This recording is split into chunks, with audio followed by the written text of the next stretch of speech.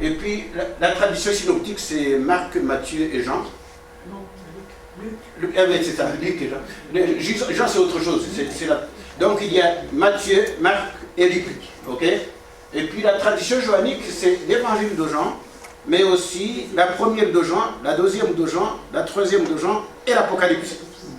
Ça, c'est des textes qui ont vu de naissance, qui sont nés dans un même milieu. Bien, voilà. Je pense que... donc, on va essayer de... Donc, on en était là. Et toi, tu t'es arrêté là, je crois. J'ai un ou deux slides après. Ah ben d'accord, vas-y comme ça. Et puis après... Alors, on va essayer de voir dans la tradition prophétique. Et ça, vous allez voir, ça va concorder avec le temps fort du carême. Alors, les prophètes.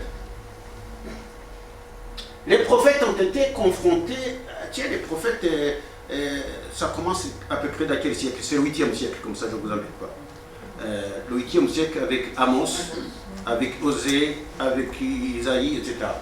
Bien, les prophètes ont été confrontés, c'est ça qui est intéressant, pourquoi on étudie les prophètes aujourd'hui, parce qu'ils ont été confrontés au même problème que nous. Celui du lien entre la foi et les actes, entre la foi et la vie, l'offrande et des sacrifices et la conversion. Ils ont abordé ces questions-là. Quelles réponses ont-ils donné à ce sujet qui serait susceptible de nous éclairer aujourd'hui? Eh bien, dans le message, souvent, sont revenus l'infidélité d'Israël. L'infidélité à l'égard de Dieu, l'infidélité par rapport à l'alliance contractée. L'infidélité. Les prophètes dénoncent essentiellement l'infidélité d'Israël. Et ils affirment la fidélité de Dieu. Bien, notre infidélité, ils dénoncent ça, à l'alliance que nous avons contractée avec lui en Jésus-Christ. Lors de notre baptême, lors de notre sacerdoce, de notre mariage, mais chaque fois que nous recevons le sacrement, d'une manière ou de l'autre, nous contractons une alliance avec Dieu. Après, qu'est-ce que nous faisons de ce sacrement que nous recevons? Israël a oublié son Dieu comme nous aussi l'oublions souvent. Comme nous aussi nous l'oublions souvent. Les membres de ce peuple ont oublié les merveilles que Dieu leur a faites en les faisant sortir du pays d'Égypte, comme nous aussi l'oublions souvent. Oublions souvent les merveilles qu'il fait dans notre vie.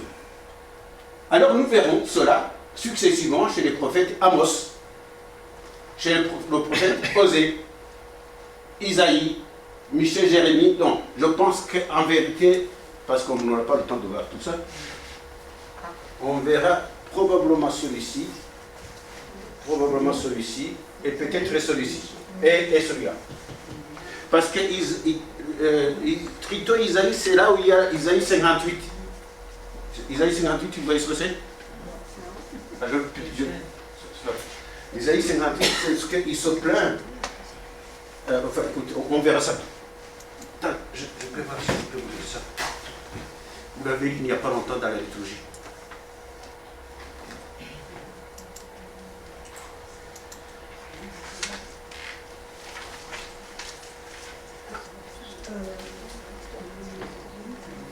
Ça c'est Amos. Oui, tu veux Isaïe? Oui, mais je ne sais pas si tu...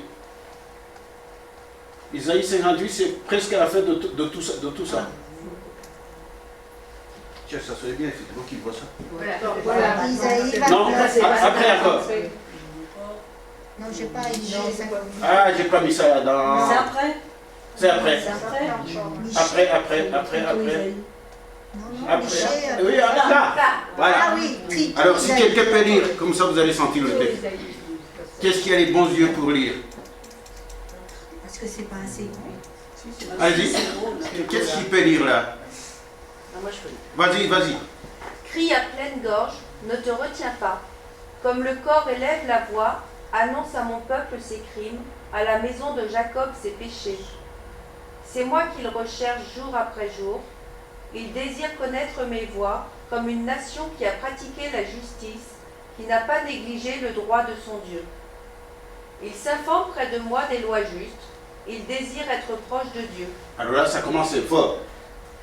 Pourquoi avons-nous jeûné sans que tu le vois? Ça, c'est donc le peuple de Dieu qui pose la question à Dieu.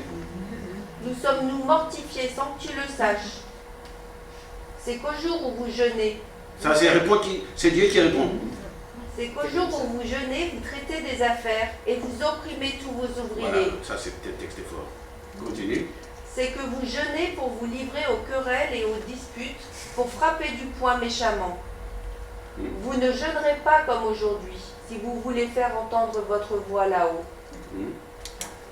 Est-ce là le jeûne qui me plaît, le jour où l'homme se mortifie? Courber la tête comme un jonc, se faire une couche de sac et de cendres. Est-ce là ce que tu appelles un jeûne, un jour agréable à Yahvé? N'est-ce pas plutôt ceci, le jeûne que je préfère?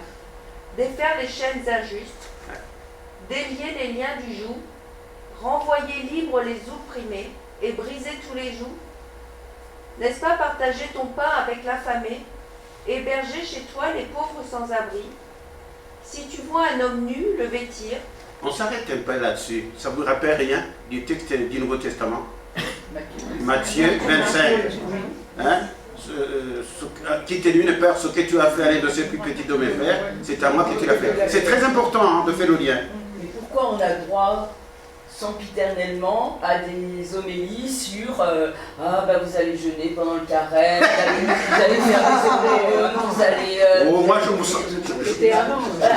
Pourquoi on lit pas ça et on cherche pas à le mettre en pratique? Eh bien voilà. Enfin voilà, vas-y, continue la lecture. N'est-ce pas partager ton pain avec l'affamé, Oui. héberger chez toi les pauvres sans abri? Hein? Si tu vois un homme nu le vêtir, ne pas te dérober devant celui qui est ta propre chair?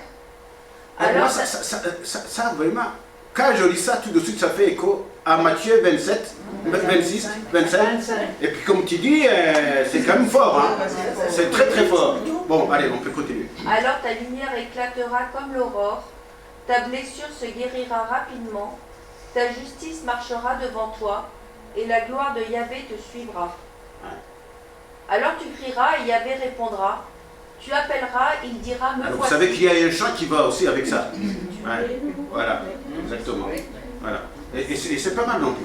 Hein, ouais. Si tu bannis de chez toi le joug, le geste menaçant et les paroles méchantes, si tu te prives pour l'affamé, si tu rassasies l'opprimé, ta lumière se lèvera dans les ténèbres, et l'obscurité sera pour toi comme le milieu du jour. Yahvé sans cesse te conduira, il te rassasiera dans les lieux arides, il donnera la vigueur à tes eaux, et tu seras comme un jardin arrosé, comme une source jaillissante dont les eaux ne tarissent pas. C'est un texte fort. C'est un texte fort. Le problème, c'est qu'on ne le lit pas souvent. Mais alors, moi j'étais au monastère quand on l'a lu, j'étais en vacances, et du coup je suis encore allé le retravailler. Non mais c'est très fort, et ça a des résonances dans le Nouveau Testament chaque fois. Hein? Bon voilà, donc je voulais vous faire sentir déjà ça. On sent déjà le lien entre la foi et la vie, entre la justice, etc. Ouais, non, c'est très fort. Bon, mais c'est bien qu'on ait lu celui-ci. Bon, alors tu peux revenir à... Ah, Amos. Voilà. Alors, il faut peut-être aller plus haut, je n'ai rien de... Non. Bon, alors... Tu veux l'autre? Amos, en tout cas, Amos, il est surtout reconnu pour le prophète de la justice. Le prophète de la justice. C'est un des plus anciens. Vous voyez, donc ça c'est l'introduction à Amos. Il a exercé vers les 750 avant Jésus-Christ. Hein. Tout ce que je mets de toute façon, comment est-ce qu'on fait habituellement? On vous enverra un texte. Hein. Mais bon. Donc, il était dans le royaume du Nord. Vous savez que la Palestine s'est divisée en trois parties. Il y a le Nord, il y a la Samarie. Enfin, du temps de Jésus, il y avait la Galilée, la Samarie et la Judée. Bon, ça n'a pas tellement changé. Mais donc, il était dans le royaume du Nord. Vous savez que donc, là, c'est après la mort de Salomon. Et le royaume va se diviser en deux, dans quelque sorte. Le roi Jéroboam en a profité pour conquérir quelques régions au-delà du Jourdain. Cela amena son peuple à faire confiance à ses propres forces plutôt qu'en Dieu. Hein? Okay? C'est la prospérité en fait, en quelque sorte. Alors, et du coup, cette prospérité, tout le monde n'en profite pas. Il y a l'exploitation des pauvres. Hein? C'est comme d'habitude. Hein? L'inflation n'inflate pas sur tout le monde, pardon. C'est pas tout le monde qui en souffre. Et il y a un esprit de gain qui est très fort. Et puis, on va changer les prix. Hein, à l'église, vous voyez, tout ça, c'est des choses actuelles. La fraternité s'est transformée en commerce. Hein, et puis, les juges ne prononcent pas les sentences en faveur des pauvres, hein, mais en faveur des riches et des puissants qui donnent, comme on dirait dans nos pays d'Afrique, des pots de vin. Hein, voilà. Même la religion a été corrompue. Parce qu'en quelque sorte, à l'époque, la religion, c'est presque une religion de l'État, entre guillemets. Donc, les puissants l'organisent comme ils veulent, à leur faveur en tout cas. Donc, il y a un temple à Bethel. Donc, ils ont payé, les prophètes et les prêtres et les prophètes sont payés, ont promis des assemblées de riches. Les pauvres gens, quant à eux, croyant que Dieu ne se soutient que des riches, se sont éloignés de lui et ont alors adoré les dieux, le Dieu des étrangers, etc., qui lui promettait la paix et la prospérité. Vous voyez, c'est comme en Europe, au 19e siècle, on a perdu les ouvriers. Voilà. Je ne sais pas, en tout cas, c'est ce que j'ai appris de l'histoire. Et en quelque sorte, ça revient un peu à ça. Bien. Alors, la religion est infectée par l'hypocrisie et le formalisme. Par l'hypocrisie et le formalisme. Et pourtant, seule la recherche sincère de Dieu donne la vie et le salut. C'est ce que les prophètes vont dire, évidemment. Mais il ne s'agit pas de chercher Dieu dans les temples et des idoles, hein, chez Astarté et Baal, hein, ou dans n'importe quel temple construit par des mains humaines. Celui qui cherche Dieu fait quoi? Il se garde de mélanger Dieu et les autres divinités. Ça, c'est notre problème humain. Hein? Mélanger Dieu avec les autres divinités. Celui qui cherche l'Éternel, en vérité, est celui qui respecte et se conduit dans la justice. Ça, c'est vraiment Amos, se conduit dans la justice. Marche dans la vérité, cherche le bien, s'écarte du mal. Mais celui qui vit dans le mensonge et l'injustice, celui-là mourra sans aucun doute. Il est d'ores et déjà mort, selon Amos. Évidemment, les prophètes ne sont pas, les discours ne font pas plaisir. Hein. Ne font pas plaisir. Alors voilà, je vous propose un texte, peut-être, est-ce qu'on a le temps de se mettre dans les petits groupes? Ah, je ne sais pas imprimer. Bon, d'accord, écoute, on va le faire ensemble. Oui. Alors, Anne, est-ce que tu peux redire ça? Je méprise vos fêtes et je ne puis sentir vos réunions solennelles. Ah, c'est... Ça, on ne le dit jamais. Si, oui, mais c'est dans la semaine. Bah oui, il n'y a personne. Dans la semaine. Voilà, continuons. Non, mais c'est pour cela qu'il faut... Vas-y. Quand vous m'offrez des holocaustes, vos oblations, je ne les agrée pas. Ouais. Le sacrifice de vos bêtes grasses, je ne le regarde pas. Écarte de moi le bruit de tes cantiques, que je n'entende pas la musique de tes harpes, mais que le droit coule comme de l'eau, et la justice comme un torrent qui ne tarit pas. Des sacrifices et des oblations, m'en avez-vous présenté au désert, pendant 40 ans, maison d'Israël? Vous emporterez Sakut, votre roi, et l'étoile de votre dieu Kévan. Ça, c'est des divinités étrangères. Ces images que vous vous êtes fabriquées, et je vous déporterai par-delà Damas, dit Yahvé. Dieu Sabaoth est mon nom, et son nom. Voilà, alors, reviens un peu. Prenez le temps de regarder ce texte. C'est un texte énorme, énorme. Alors, on va peut-être dire tout de suite le commentaire, comme ça je ne vous embête pas. Tu me remontes pour le bleu. Tu remontes, voilà. C'est une critique à l'égard de tout ce qui touche au culte. Hein, tout ce qui touche au culte. C'est comme si aujourd'hui, quelqu'un s'en prenait à ceux qui vont à Lourdes, à ceux qui prient avec le chapelet, au renouveau charismatique, etc., à ceux qui vont à la messe, etc. Voilà, donc c'est de la 60. Cette critique à l'égard de tout ce qui touche au culte et à la liturgie, c'est radical. C'est radical. Hein. Amos s'attaque à ce qu'il y a de plus sacré. Hein. Fête, offrande, prière. Alors là, franchement, il faut faire... ça ne passait pas à l'époque, ça ne passerait même pas aujourd'hui non plus. C'est pareil. Bon, comme le fait si bien remarquer Jean-Pierre Prévost, c'est un des biblistes qui a écrit un petit livre sur les prophètes. Il dit, on retrouve dans ce bref passage une concentration peu commune de termes cultuels, pas moins de 8 dans les premiers versets. Alors je les ai notés. Attends, tu restes là. Je les ai notés. Empruntés pour la plupart au livre des Lévites. Il y a pèlerinage, ça a été dit. Il y a rassemblement, holocauste, offrande, sacrifice de bêtes et grâces, cantique, jeu pour ne pas dire musique et harpe. Voilà, donc si tu vas dans une assemblée, je pense à des églises africaines, où si tu critiques les djembés, toutes les danses et les tam-tams, ils vont dire mais il est fou celui-là. Et pourtant c'est ça qu'il faut faire de temps en temps pour réveiller les gens. Bref, il n'est pratiquement aucune couche des traditions qui ait été épargnée par la critique virulente d'Amos. Il n'a pas. Or, toutes ces pratiques, et non pas le principe du culte lui-même, ce n'est pas le culte lui-même qui l'attaque. C'est la manière de le faire. C'est la manière.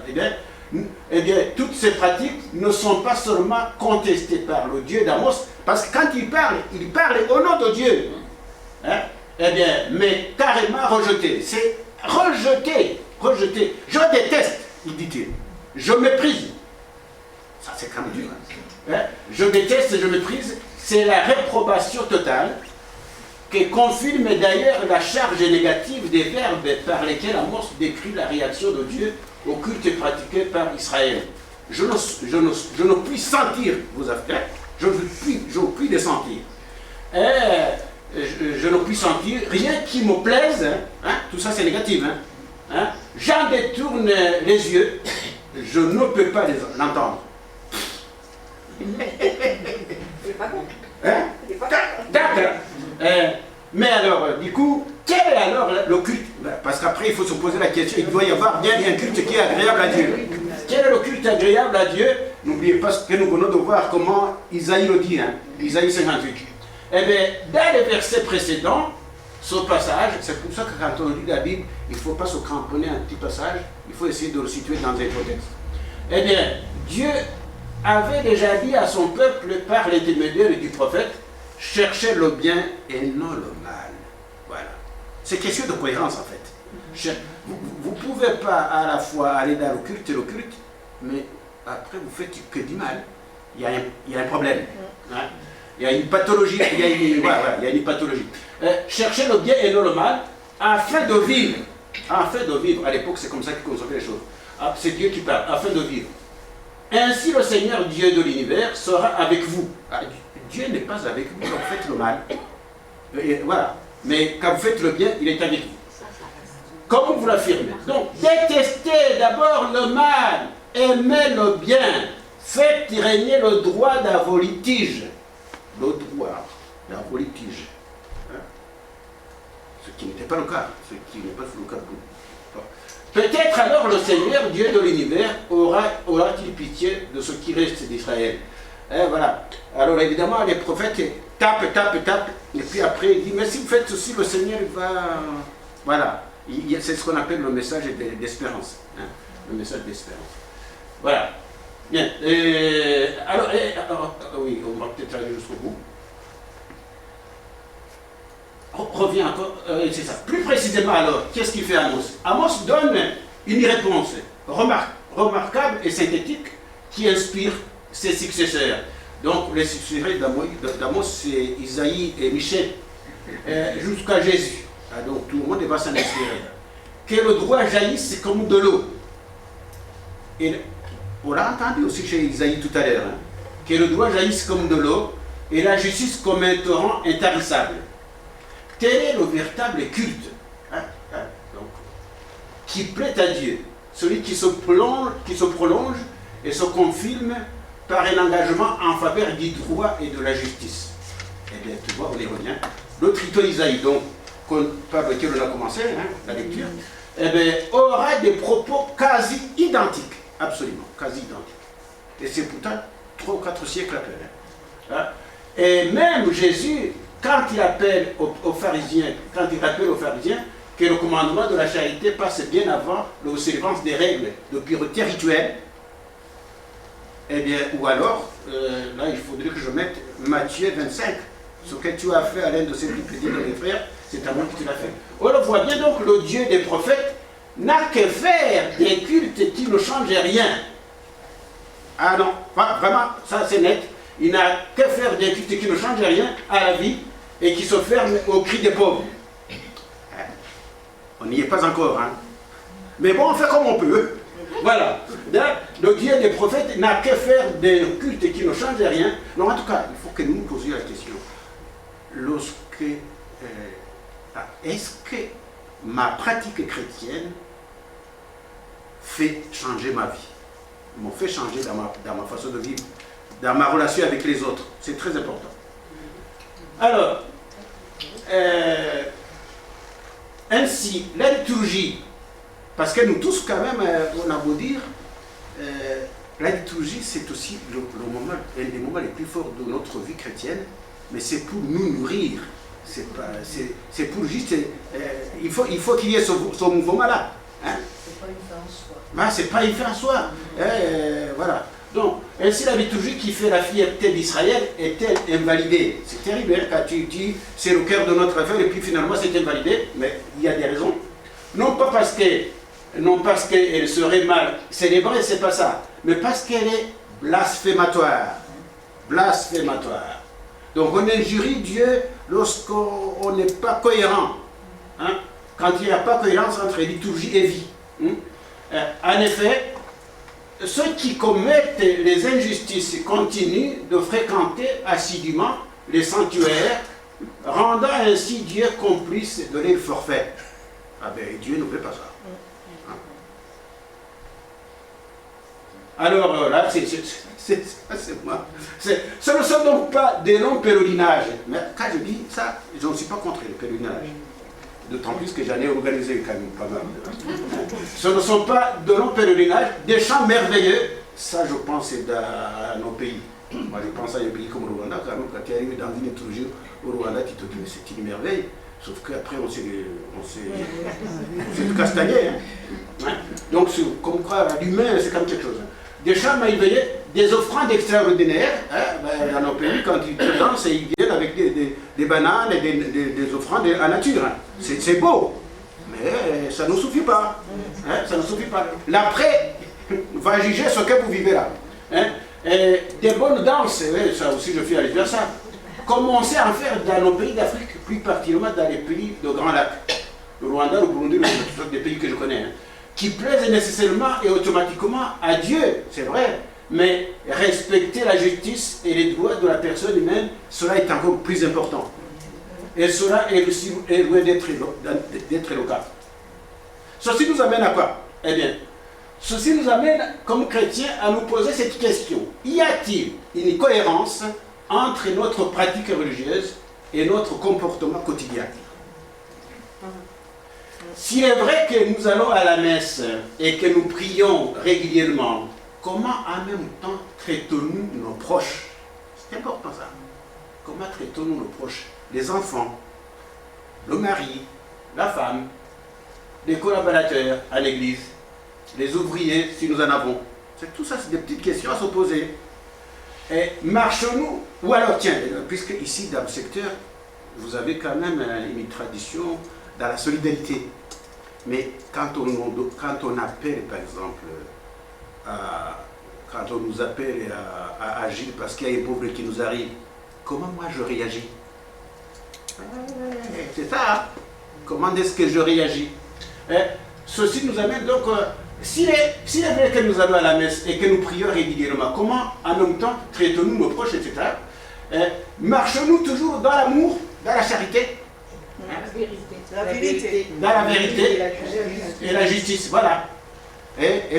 N'oubliez pas que ces mots, on les avait trouvés tout à l'heure comme deuxième élément d'alliance entre Dieu et son peuple, n'est-ce pas? À chacun donc de répondre dans son âme et conscience, sans tricherie.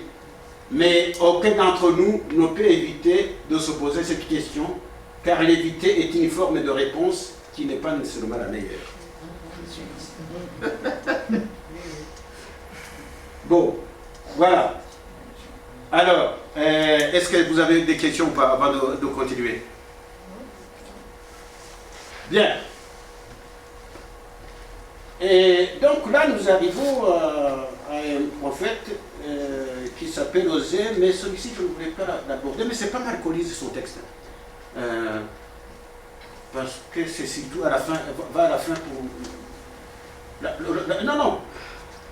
Là. Car c'est l'amour qui me plaît et non les sacrifices. La connaissance de Dieu plutôt que les holocaustes. C'est une phrase connue. Hein. Bon, allez, on va lire ça quand même.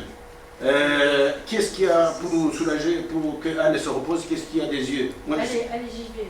Vas-y. Venez, retournons vers Yahvé. Il a déchiré, il nous guérira. Hein. Il a frappé, il ça veut dire que quelque part, ils ont été éprouvés et ils vont chez lui pour plaider les causes. Voilà, continue. Il a frappé, il pansera nos plaies. Après 2 jours, il nous fera revivre. Le 3e jour, il nous relèvera. Et nous vivrons en sa présence. Attends une minute, le 3e jour, il nous relèvera. Ça ne vous dit pas quelque chose? Ok, d'accord. Mais vous voyez, il y a toujours une consonance entre l'Ancien et le Nouveau Testament. Vas-y. Connaissons, appliquons-nous à connaître Yahvé. Sa venue est certaine comme l'aurore. Il viendra pour nous comme l'ondée, comme la pluie de printemps qui arrose la terre. Alors ça c'est la première partie, ils se disent qu'il faut quand même qu'on aille plaider notre cause, et vous allez voir, il va donner la réponse. Que te ferai-je, Ephraïm? Donc ça c'est Dieu qui s'adresse à son peuple. Que te ferai-je, Judas? Car votre amour est comme la nuée du matin, comme la rosée qui tôt se dissipe. C'est pourquoi je les ai taillés en pièces par les prophètes, je les ai tués par les paroles de ma bouche, et mon jugement surgira comme la lumière. Attends, oui, vas-y, continue jusqu'au bout. Car c'est l'amour qui me plaît et non les sacrifices, la connaissance de Dieu plutôt que les holocaustes. Alors, quand on dit ça, car votre amour est comme la nuée du matin, comme la rosée qui te se... Ça veut dire que ça s'envole vite, hein. C'est pas durable. Mais quand il dit laisser tailler en pièces, il parle de qui? Je vais toi. C'est pourquoi je les ai... Ah non, mais c'est Dieu qui parle de son peuple. Il n'a pas d'oublier. Vous l'avez vu. Voilà. Alors, donc, on va commenter quand même. Alors, la phrase la plus connue quand même de ce texte, c'est la dernière. Car c'est l'amour qui me plaît et non les sacrifices. La connaissance de Dieu plutôt que les holocaustes, parce que cette phrase va être répétée dans le Nouveau Testament, au moins 2 fois. Hein? Bon, alors, est-ce que tu peux aller un peu plus loin? Juste monter. Non, ça c'est... Oui. Mais ça, on a vu... un peu plus haut. Ouais, c'est parce que je n'avais pas compté. En tout cas, bon, je vais commenter sans texte. Donc, ce que je veux vous dire, c'est que ça, je viens de vous le dire, là, que ça montre la non-durabilité de cet amour-là, hein, n'est-ce pas? Et que ça s'envole très... voilà. Alors... Quand on est tout feu, tout flamme en rentrant d'un pèlerinage, ouais. Une super... Exactement. Alors... car votre amour est comme la nuée du matin, c'est pas durable, hein, et surtout la deuxième phrase, comme la rosée qui tôt se dissipe. Mais ça s'envole vite. Hein. C'est pourquoi je les ai taillés en pièces par les prophètes. C'est-à-dire, c'est pour ça que je vous envoie les prophètes, qui, ça vous fait mal, mais c'est pour votre bien. Hein, et je les ai tués par les paroles de ma bouche. Ça, c'est tous les prophètes. Et mon jugement surgira comme la lumière. Donc, mon jugement va arriver. Alors, continue. Ah, il est parti. Alors, la phrase qui va suivre, c'est... non, mais tu le laisses. Attends, je vais tirer mon ordinateur. C'est le sacrifice que je veux, c'est l'amour que je veux, et non les sacrifices. Hein? Voilà.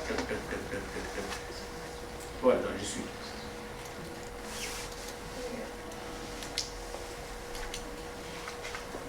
Alors, donc, ce texte ne prône pas la suppression des sacrifices. Attention, là aussi, il faut lever l'ambiguïté. Ça ne prône pas la suppression des sacrifices, mais il proclame sans aucune ambiguïté le primat de l'amour. Le primat de l'amour sur les sacrifices. Hein, le primat de l'amour sur les sacrifices. Eh bien, dis donc, pour certains, c'est le primat des sacrifices sur l'amour. Hein. Attention. Hein. Dieu, il fustige la pratique religieuse du peuple d'Israël qui met de côté son Dieu, hein, quand ça les arrange, ou le fait cohabiter avec d'autres divinités de Canaan. Et quand il revient vers lui, quand le peuple vient vers Dieu, ben, ce n'est que pour un court instant. Un court instant. Car votre amour est comme la nuée du matin, comme la rosée qui touche aux disciples. Hein, c'est ce qu'il dit. Israël se détruit de Dieu, alors qu'il lui avait demandé le contraire. Ne pas l'oublier. Hein?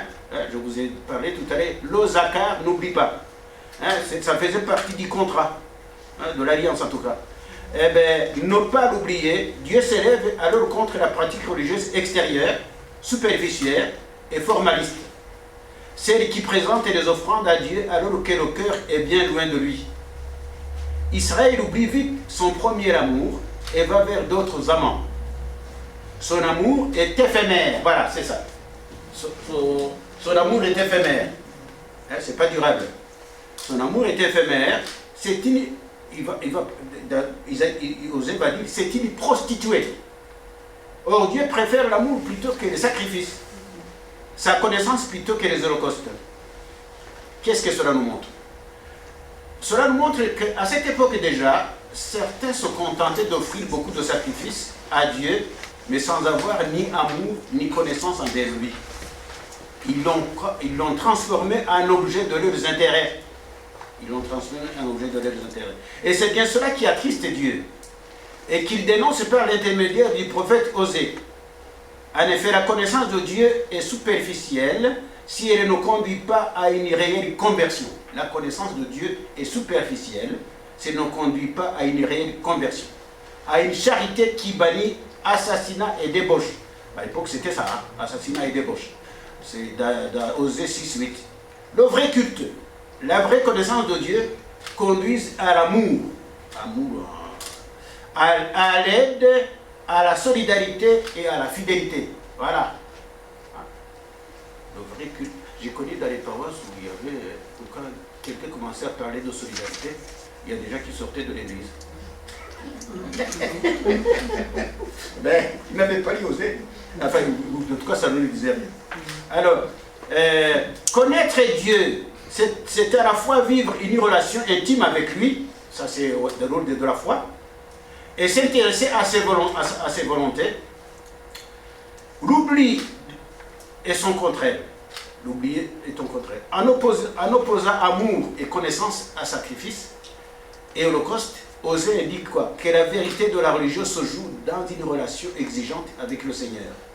Le culte, et même une belle profession de foi, peut servir de justification à bon compte, au lieu de mettre sur le chemin de la conversion. Et là, c'est... Alors la question, ça c'est pour vous titiller, est-ce que ne nous arrive-t-il pas nous aussi d'aimer Dieu pour un court moment, de l'aimer d'un amour éphémère? Ah ben, je ne vous demande pas de répondre. Hein. Vous n'avez qu'à vous adresser à lui. Lorsque nous sommes encore néophytes dans nos services, dans nos ministères, nous sommes enthousiastes. Quelqu'un qui a dit ça tout à l'heure. Nous sommes enthousiastes, feu et flamme. Hein? Et puis après, nous tombons dans la routine, dans l'habitude, et rien ne va. Nous devenons insensibles, cautérisés, endurcis, fonctionnaires, comme le dénonce si souvent le pape François. Le pape François parlait de fonctionnaires de la curie. Non, non, pas du tout. Ne sommes-nous pas souvent tentés d'instrumentaliser Dieu en le transformant en objet de nos intérêts? Eh bien, ça arrive. Mais quelle est la volonté de Dieu? Eh bien, que nous nous attachions fermement à lui, que ce soit dans la joie ou dans la peine, sinon nous le transformons en Kleenex. Ça, c'est du juvénal. En Kleenex, un objet utilisable quand nous en avons besoin et jetable dans le cas contraire. c'est dire que nous aussi, souvent, dans nos relations avec Dieu, nous sommes des amants infidèles, des prostituées, surtout lorsque nous l'oublions pour suivre d'autres idoles, dont la première et la plus terrible est mon ego, mes idées, ma famille, mon corps, moi. Ici, le combat spirituel reste entier. Pourquoi vous me regardez comme ça?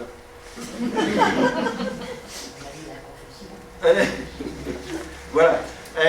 Ok. Alors, donc, celui-ci, je n'avais pas vu les détails. La phrase la plus importante, encore une fois, on va répéter, c'est tout ça qui montre le côté éphémère de cet amour. C'est plus haut, pardon. Là, et puis ça. Bien, un petit bout d'Isaïe, et puis on terminera par là. Alors, Isaïe quand même, pourquoi on dit que Isaïe c'est le plus grand des prophètes, à votre avis? Ben, le plus grand des prophètes, il a presque tout dit son mec. Parce qu'en fait, lui, très clairement, il nous prépare à la naissance de Jésus. Hein? Il nous prépare à la naissance de Jésus.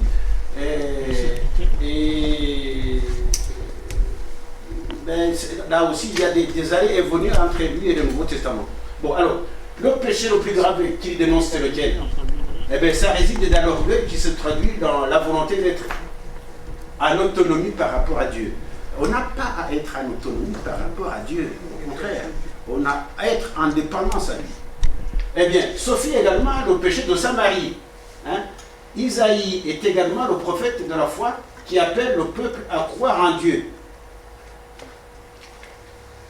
Il est aussi le prophète de la conversion. La conversion qu'il prêche se manifeste dans la foi totale en Dieu. Si vous ne croyez pas, vous ne subsisterez pas. Voilà. La vie, la survie réside dans la foi. Isaïe a constamment invité Israël à la conversion, mais Israël n'a pas cessé de suivre les orientations politiques au lieu de se fier à Dieu. Il a oublié que mieux vaut s'appuyer sur le Seigneur que de compter sur les puissants. Hein? C'est pourquoi Isaïe a continué à énoncer les oracles de malheur. Toutefois, il dit que le reste d'Israël, tous les prophètes qui arrivent par, disent non, ça va pas, il y aura quand même un reste. Et le reste d'Israël composé de ceux qui se sont convertis et ont cru en Dieu sans hésitation sera sauvé. Ils ont eu confiance en Dieu plutôt que dans la politique ou dans la force des hommes. Ben oui, il y a quand même un reste d'Israël qui croient dans le Dieu. Bien, ok, tu peux... Ça veut dire qu'on voit ce texte. Voilà. Alors, qui veut lire encore? Vous allez voir, c'est aussi costaud. Hein. Écoutez la parole de Yahvé, chef de Sodome.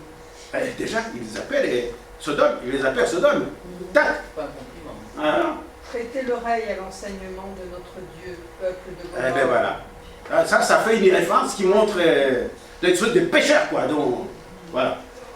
Que m'importent vos innombrables sacrifices, dit Yahvé. Je suis rassasié des holocaustes de béliers et de la graisse des veaux, le sang des taureaux, des agneaux et des boucs, je ne prends pas plaisir. Alors voilà, là c'est comme si vous dites, j'en ai marre de vos trucs. Voilà. Quand vous venez vous présenter devant moi, qui vous a demandé de fouler mes parvis? N'apportez plus d'oblations vaines, c'est pour moi une fumée insupportable. Néoménie, sabbat, assemblée, je ne supporte pas fausseté et solennité. Donc tu vois, c'était le troisième texte qui en a marre de ces liturgies, de ces cérémonies, etc. Voilà. Néoménie, c'est quoi? Néoménie, c'est attends, est-ce qu'on a... C'est presque la même chose, hein. Néoménie. Il faut dire que je trouve le truc exact, mais c'est des sacrifices, c'est quoi? Des sacrifices. Vos néoménies, vos réunions, mon âme les hait. Elles ne sont Elles me sont... Elles me sont un fardeau que je suis là. Ah oui, c'est vraiment dit, j'en ai marre. Quand vous étendez les mains, je détourne les yeux. Oui, parce que c'est pas cohérent. Vous avez beau multiplier les prières, moi je n'écoute pas. Vos mains sont pleines de sang. Et voilà le motif. Lavez-vous, purifiez-vous, ôtez de ma vue vos actions perverses, cessez de faire le mal. Apprenez à faire le bien, recherchez le droit, redressez le violent, faites... Oh, qu'est-ce que tu fais? Non, elle a grandi. Faites droit à l'orphelin, plaidez pour la veuve. Allons. Alors, retenez ça quand même, il y a toujours quelque chose de plus de précis. Laver vers l'étranger, laver vers l'orphelin. Les trois. Hein, ça c'est très important. C'est des critères de religion. Hein, continue. Allons, discutons, dit Yahvé. Quand vos péchés seraient comme l'écarlate, comme neige, ils blanchiront. Quand ils seraient rouges comme la pourpre, comme laine, ils deviendront. Voilà. Bon, là, on va quand même analyser. Vous voyez la force de ces textes quand même. Hein. Et en même temps, vous sentez qu'est-ce qui est souvent attaqué, c'est le culte. C'est le culte. Pour que ça amène à une cohérence dans la vie. Alors, dans ce texte, Israël est traité de Sodome et Gomorrhe. Comme disait quelqu'un tout à l'heure, ce n'est pas vraiment un compliment. Hein. Ça veut dire que vous êtes des pécheurs par excellence. Ben, Gomorrhe et Sodome et Gomorrhe, vous savez ce qui est arrivé. Bon, voilà. Donc, ces villes légendaires que vous trouvez dans Genèse 18-19, qui incarne la dépravation et le refus de Dieu. C'est vraiment ça. Hein, qui incarne la dépravation et le refus de Dieu. Alors, il symbolise aussi des pécheurs par excellence. Voilà. Hein, quand si quelqu'un te dit que vous êtes vraiment de Gomorrhe, de Sodome, ce n'est pas un compliment, pas du tout. Hein. C'est pourquoi les offrandes et les sacrifices ne sont pas agréés par le Seigneur. Hein, un pécheur peut offrir les offrandes à Dieu, mais il faut que ça soit dans l'esprit de se convertir. Ce n'est pas le cas là.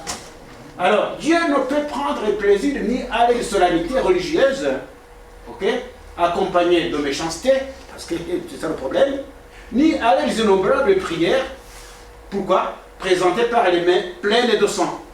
Alors, ça ne veut pas dire qu'ils se sont tués, mais vous savez, dans nos paroisses, on peut se tuer, mais sans se tuer. Vous voyez ce que je veux dire?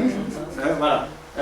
Donc, tout au contraire, qu'est-ce qu'il a? Il en a le dégoût et la nausée. Vraiment, il dit, c'est ce que je dis tout à l'heure, j'en ai marre de vos affaires. Hein? Bon, on ne peut d'un côté multiplier les sacrifices pour Dieu et de l'autre commettre l'injustice et la violence contre le semblable. C'est pas possible. Mais comme on le fait, il faut dénoncer. Bon. Le respect inaliénable du prochain est la condition nécessaire à tout culte absolu. Sinon, celui-ci, le culte, n'est plus qu'une idolâtrie et un non-sens que Dieu déteste. Voilà, que Dieu déteste. Très important. Bien. Alors, comme le fait remarquer justement Ashurmendi, c'était un exégète. Voilà, c'était un exégète espagnol, un jésuite d'ailleurs, hein, qui est spécialiste des prophètes.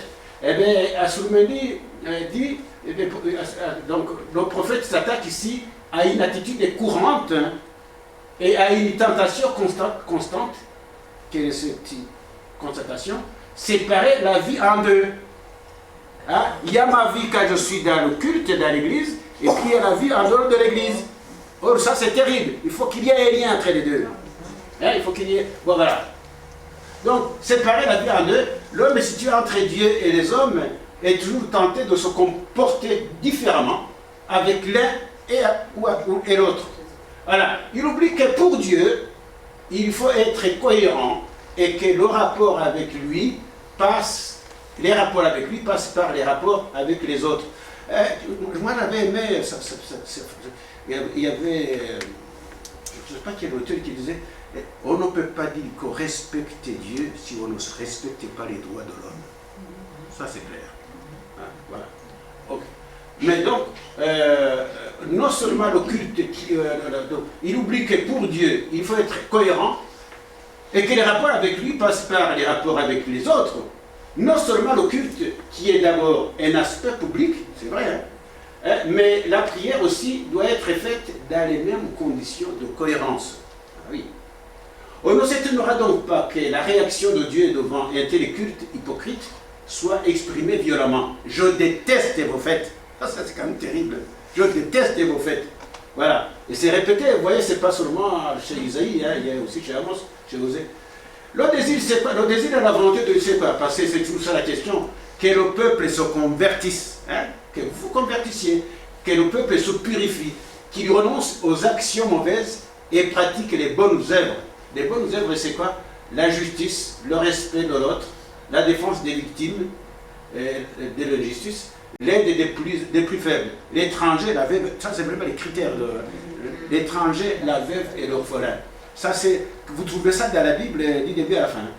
Donc ici résonne déjà cette parole, ce ne sont pas ceux qui disent Seigneur, Seigneur, qui entreront dans le royaume de Dieu, mais ceux qui font la volonté du Père. Et la volonté du Père, c'est quand même se soucier du pauvre, de la veuve et de l'orphelin. Hein? De même, Dieu ne peut pas accepter nos prières si nous ne nous reconnaissons pas pécheurs devant lui. Hein? Voilà. Alors je ne sais pas si vous étiez rendu compte qu'au cours d'une messe, on n'arrête pas de se reconnaître pécheurs. Du début à la fin. Du début à la fin. Et c'est significatif. En fait, l'essentiel, c'est que nous nous reconnaissions pécheurs. Hein? Voilà. Il ne méprise pas le pécheur parce qu'il est pécheur. Il ne méprise pas le pécheur parce qu'il est pécheur. Mais il n'aime pas l'endurcissement et la cautérisation de notre cœur. Et oui, ça, c'est le plus dur. Et Jésus lui-même va se plaindre de l'endurcissement. Hein? Et il va mourir à cause de l'endurcissement. Hein? Dans ces conditions, venir devant Dieu pour prier sans aucune intention de se convertir n'est rien d'autre que du mensonge. Hein? Une telle prière endurcit, certes, tranquillise peut-être, mais ne convertit pas. Le repentir et la conversion sont nécessaires pour que notre prière soit agréable à Dieu. Hein? Je ne sais pas si vous vous rappelez le psaume 50, justement. Attends, il faut que je te rendre grâce au Seigneur en confessant nos péchés. Ah oui, alors, mais je vais peut-être vous dire, ça, parce que nous sommes dans la Bible, hein, mais, ah oui.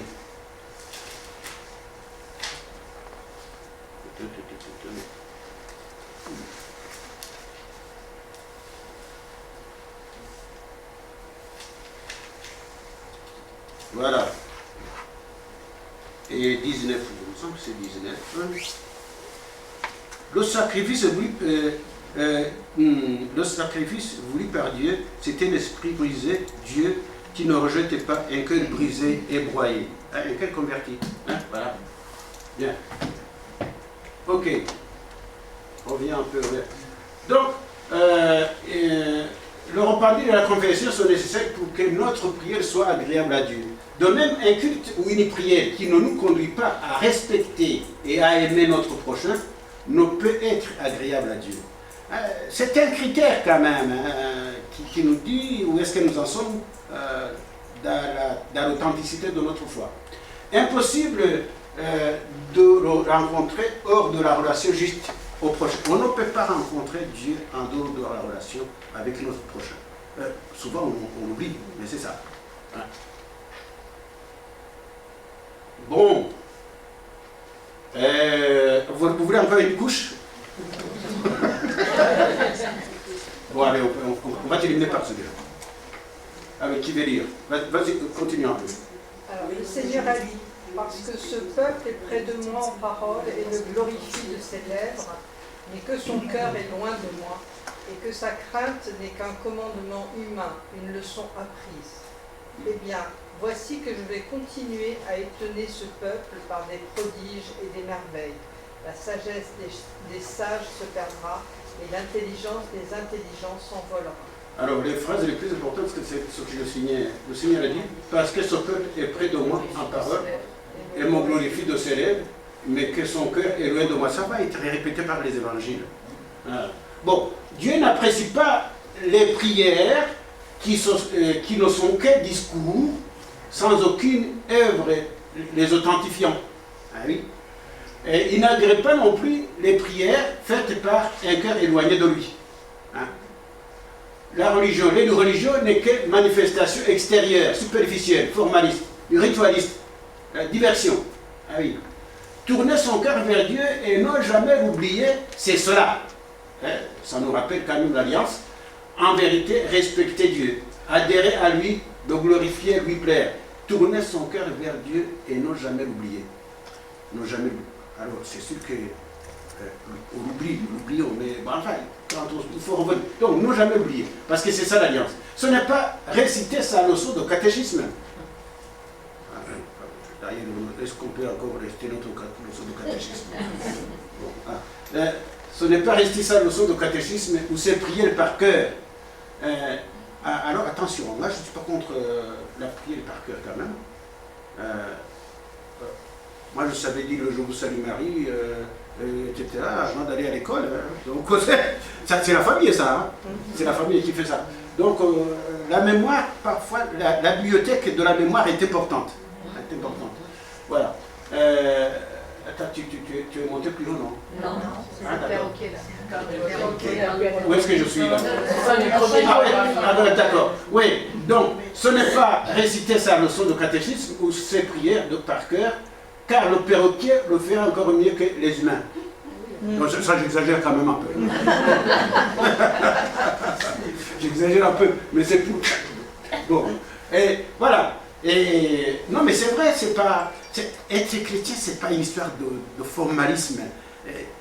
Ne nous contentons pas des rites, non, c'est de la forme ou de l'égalité. Non, il y a du concret, quoi. Il y a la vie, Tomber dans ce travers d'une pratique religieuse formaliste, justement, et ritualiste, nous guette aussi.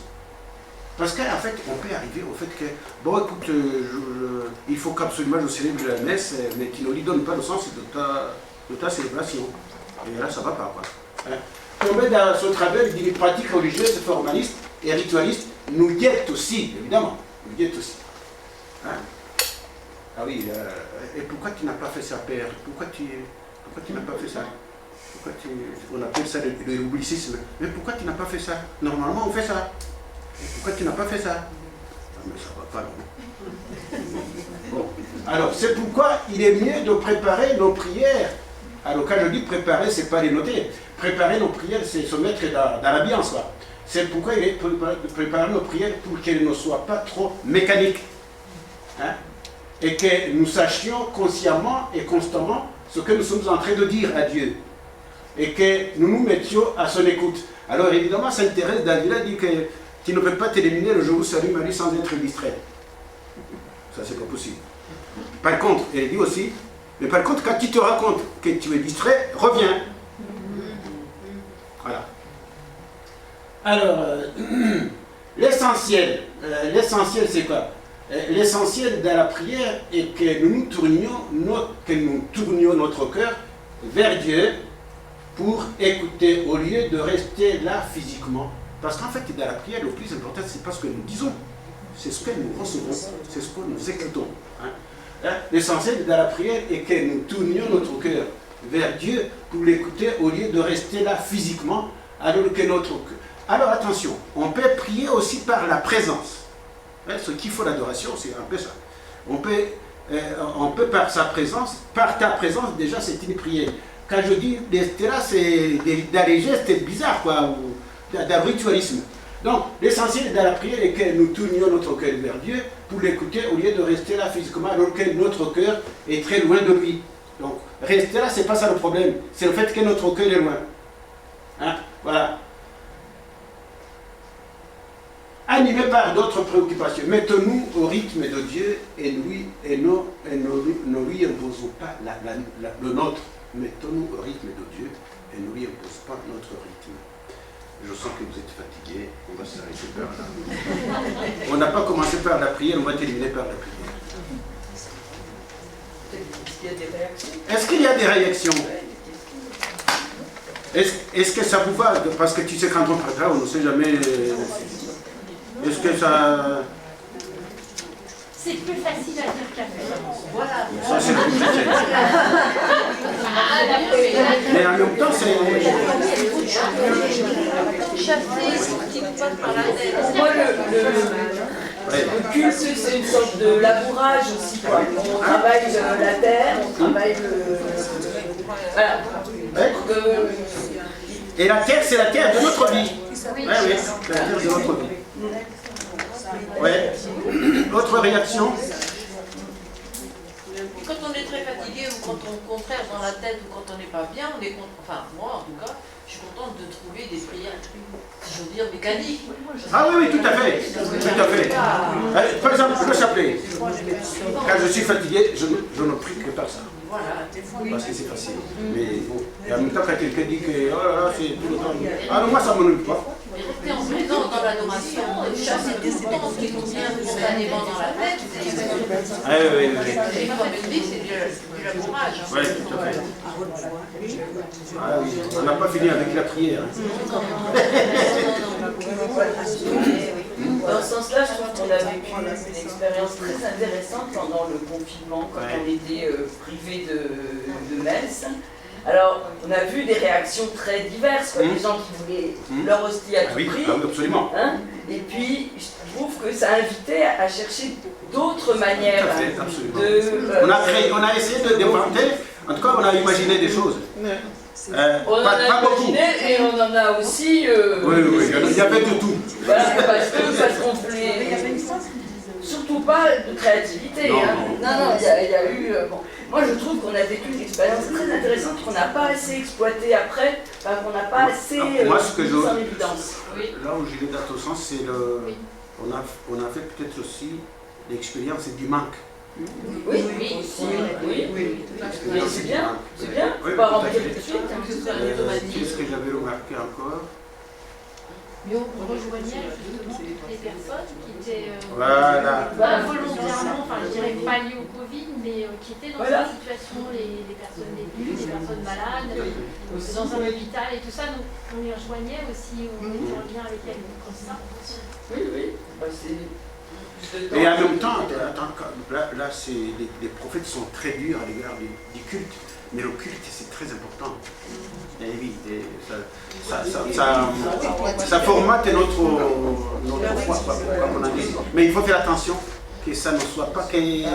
Voilà. Une mécanique. Voilà, voilà. Pour prier, pour célébrer ensemble, il faut une forme de culte. Ah oui. Oui, Oui, il faut Il ne absolument. faut pas que ça devienne une masse. Voilà, voilà. Je sais qu'on a vécu pendant un certain nombre d'années une expérience de ce qu'on appelait les messes partage, où on essayait justement de renouveler un peu le déroulé, de mettre plus de nous. Mais bon, on s'est fait jeter des églises. Hein. Ah bon? Ah bah carrément. Hein. On avait essayé de le faire un peu dans les messes. Ah bah non. Oui, mais parce qu'il y Ça a... bousculait. Il y en a ceux qui viennent à la messe Ça et qui entre guillemets, te disent non, ma mère dépasse tout. Moi, je dis pour moi, mon salut. Ah oui, mais c'est vraiment ça. Et donc, tout ce que tu vas. Non, non, moi je viens pour ma messe. Et dit quoi vous proposez autre chose? Non, mais j'ai vécu des choses pareilles. D'ailleurs, c'est un peu le problème aussi quand il n'y a pas de prêtre de faire une célébration. Ouais. Il y a des gens qui ne l'acceptent pas. Moi, je me suis fait une fois agresser verbalement par une personne qui dit « C'est inadmissible qu'on n'ait pas de messe cette semaine, que les prêtres ils prennent des vacances. » Non, mais ça, c'est vrai aussi. Hein. Non, non, Pas besoin de vacances, les prêtres. moi, on m'a dit ça, tu sais comment je l'ai dit? Si vous voulez m'avoir longtemps, vous me laissez partir en vacances. On croyait que vous étiez des anges. Hein? On croyait que vous étiez des anges. Grâce à Dieu, non. L'important, c'est que la communauté existe, elle se rassemble. C'est plutôt que d'aller prendre ma voiture pour aller chercher la Pour être un chrétien, alors c'est sûr que ça c'est très important. Il y a la dimension personnelle, c'est vrai, mais la dimension communautaire est importante. Les deux doivent être combinés. Très très important. Et peut-être que nous ne travaillons pas assez sur ce lien-là, mais la dimension communautaire est capitale. Ah oui. Ok, autre question? Normalement, c'est 7h30. Hein? Normalement, c'est 7h30.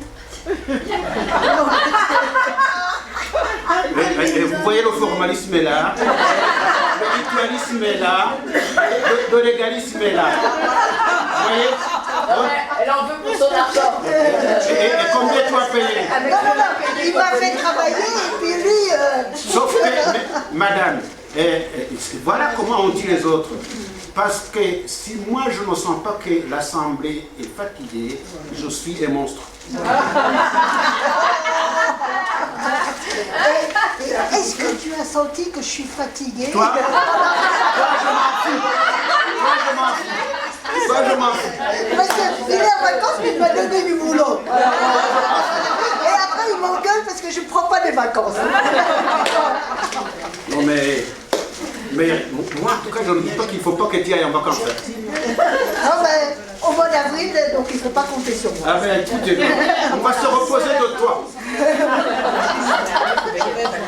Et toi de nous. Bon alors si vous voulez vous lever, nous allons dire notre Père.